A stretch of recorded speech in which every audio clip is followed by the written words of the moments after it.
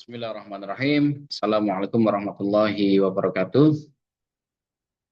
Alhamdulillah teman-teman semuanya, pada hari ini tepatnya hari Rabu tanggal 22 Oktober tahun 2025, kita masih diberikan kesempatan untuk bermuajah kembali dalam rangka melaksanakan kegiatan belajar mengajar, khususnya adalah untuk mata kuliah hukum keluarga di dunia muslim, yang mana kali ini adalah kita memasuki pertemuan yang ke-6 gitu ya.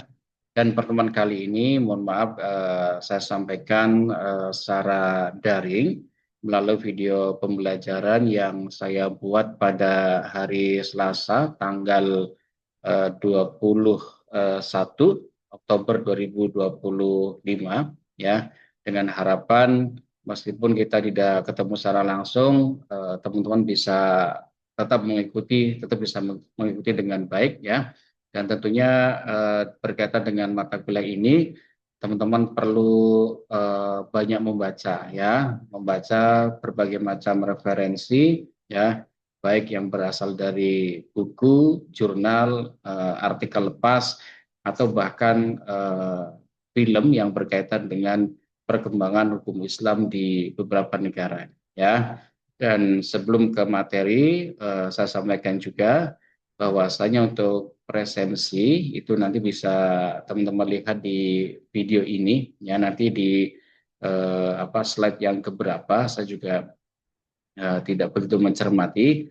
Artinya ada link presensi yang perlu teman-teman isi ya, sebagai bukti kehadiran, dan tentunya di dalamnya juga ada refleksi atas perkuliahan pada kesempatan kali ini ya. Mohon diisi dan paling lambat diisi pada hari Rabu ya, besok ya, tanggal 23 ya, 22 ya, 22 Oktober 2025 ya, pukul 15.30 waktu Indonesia bagian barat ya. Jadi sekali lagi jangan lupa presensi, ditulis atau diketik ya, link presensinya sebagaimana yang tertera di video ini ya, baik huruf besar kecilnya, tanda, titik, koma, angka, dan lain sebagainya disesuaikan. Baik, mari kita awali pembahasan pada kali ini dengan bersama-sama melafadzkan basmalah. Bismillahirrahmanirrahim.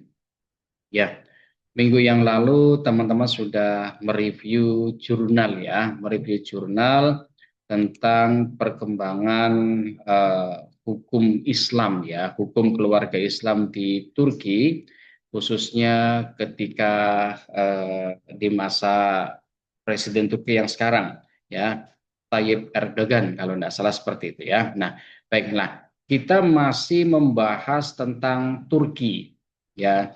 Kalau melihat aspek sejarahnya, Turki ini sangat luar biasa ya. Artinya sebagaimana yang saya sampaikan di grup WA, agar teman-teman menonton film tentang Turki yang berjudul The Rise of Ottoman, ya, The Rise of Ottoman itu kan sejarah bagaimana kemudian Turki itu berkembang ya, berubah ya, dari berbagai macam situasi menuju Turki yang modern ya.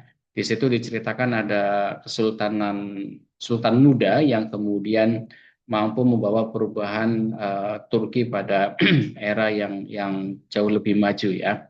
Nah, tapi kali ini saya tidak akan membahas masalah itu, nanti bisa teman-teman lihat sendiri di videonya.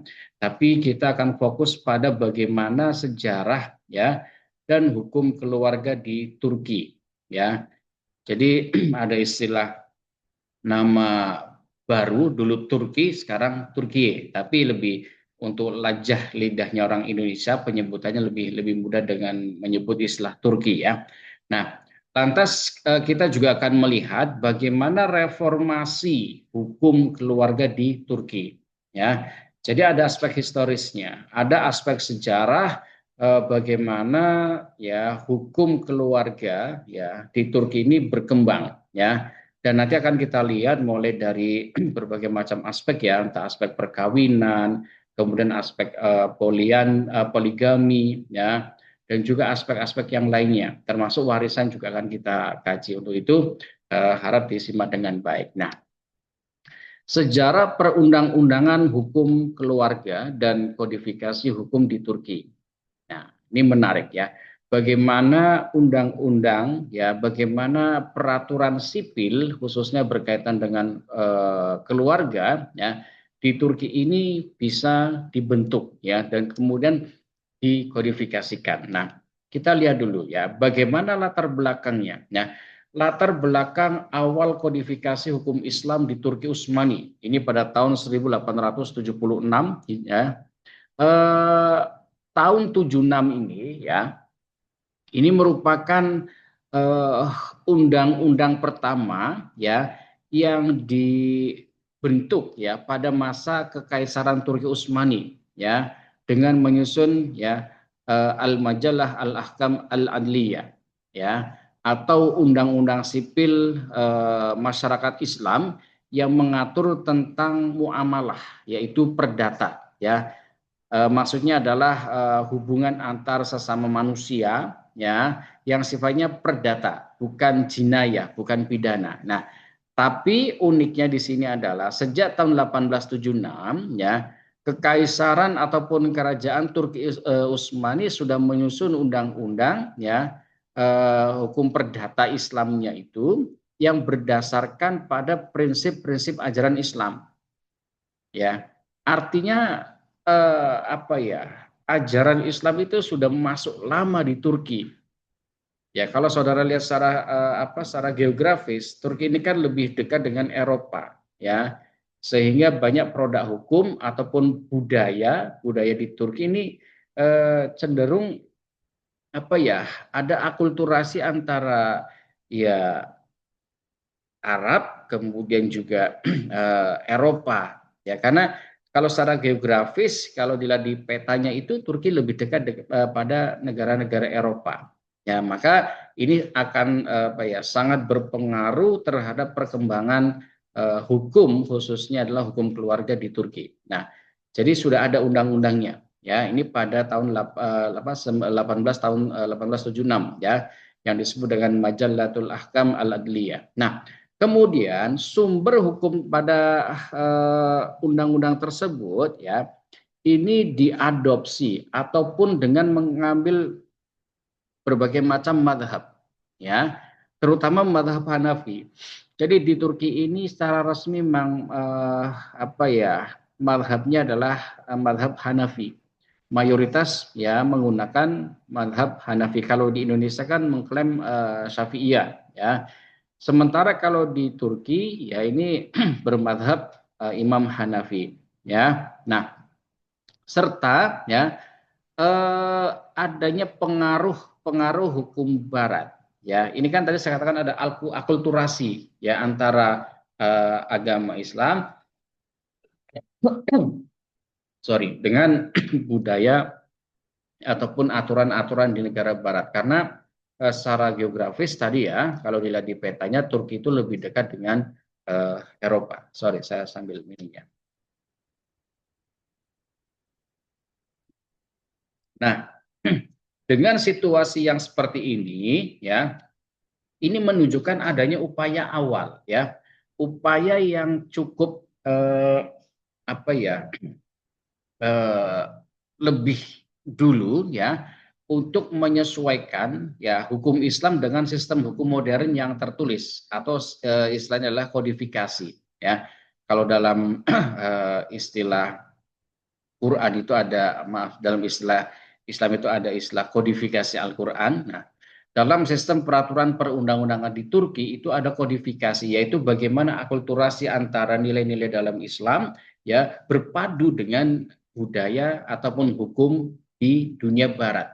Jadi bertemu nih, ya, madhab Hanafi kemudian bercampur dengan madhab Barat yang sifatnya adalah apa ya, rasionalitas, ya. Nah, artinya adanya akulturasi hukum ini, ya, sistem dari Islam dan juga dari Barat, ya, ini memberikan nilai, ya, plus dan minus, ya, ada kelebihannya, ada kekurangannya. Nah, Di dalam Majalatul Ahkam Al-Adliyah ini, ya, ini tidak semuanya mencakup hukum keluarga dan hukum waris, ya.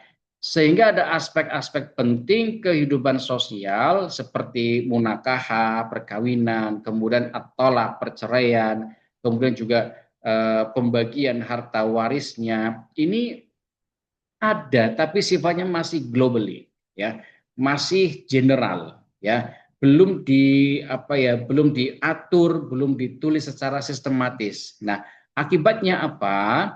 Undang-undang tersebut, ya, atau Majalatul Ahkam Al-Adliyah ini, ya, ini dianggap tidak lengkap, ya, karena dianggap tidak lengkap sehingga belum mampu menjadi sistem hukum yang komprehensif, ya, menyeluruh ataupun lengkap. Nah, terutama berkaitan dengan perlindungan terhadap perempuan, ya. Ini menariknya di sini. Jadi sudah ada pemikiran, sudah ada berkaitan dengan pandangan masyarakat terhadap peraturan untuk masyarakat umum, masyarakat sipil, tapi belum mengakomodir semuanya, ya. Jadi sejak tahun 1876 masyarakat Turki sudah berpikir kenapa kok lebih banyak mengatur yang sifatnya adalah berkaitan dengan hak-hak laki-laki, kaum pria. Tetapi berkaitan dengan hak-hak perempuan tidak begitu banyak diatur dalam undang-undang mereka.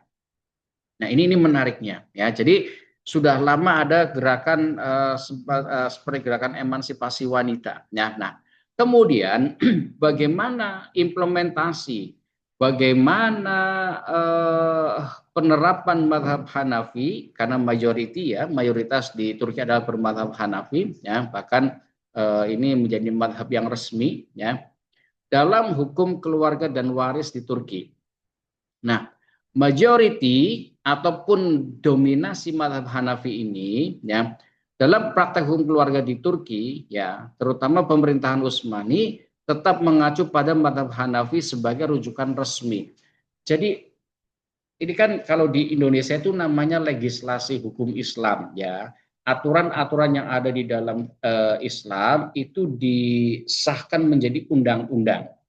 Itu namanya legislasi. Nah, di Turki ini mengacu pada madhab Hanafi, ya, pada pikiran ataupun pandangan-pandangan Imam Hanafi, madhab Hanafiyah, begitu, ya, yang dijadikan sebagai sumber dalam penyusunan undang-undangnya.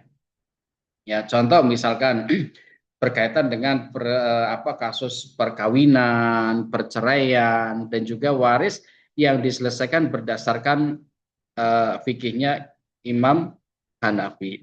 Ya, ini menariknya di situ. Artinya negara, ya, dalam secara konstitusional menggunakan madhab tertentu yaitu madhab Hanafiyah, ya, yang dijadikan sebagai sumber rujukan utama dalam penyusunan undang-undangnya.